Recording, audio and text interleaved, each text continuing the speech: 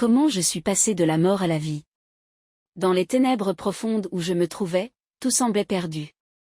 Pendant des années, mon cœur s'était rempli d'amertume, d'échec, et d'un sentiment de vide. Je vivais, mais sans véritablement vivre. C'était une existence sans espoir, sans lumière.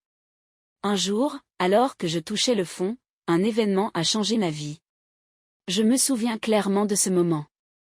Un ami, que je n'avais pas vu depuis des années, m'a tendu une Bible et m'a dit, « Lis ceci. Tu y trouveras la vie que tu cherches. » Au départ, j'étais sceptique, mais dans mon désespoir, j'ai ouvert cette Bible, et mes yeux sont tombés sur ce verset, « En vérité, je vous le dis, celui qui écoute ma parole et qui croit à celui qui m'a envoyé à la vie éternelle, il ne vient point en jugement, mais il est passé de la mort à la vie. » Jean 5 verset 24. Ces mots ont résonné profondément dans mon âme.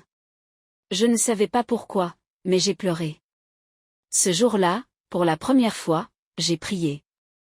Pas une prière mécanique ou apprise, mais une prière venue du fond de mon cœur. J'ai demandé à Jésus de me pardonner, de me sauver, de me montrer le chemin.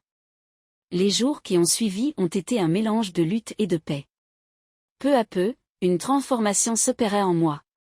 Les chaînes de la culpabilité, de la peur et de la colère se brisaient une à une. Je ressentais une joie et une paix que je n'avais jamais connues. Aujourd'hui, je peux dire sans hésitation, je suis passé de la mort à la vie.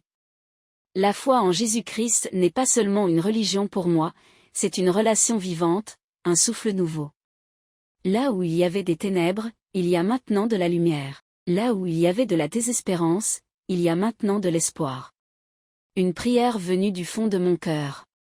J'ai demandé à Jésus de me pardonner, de me sauver, de me montrer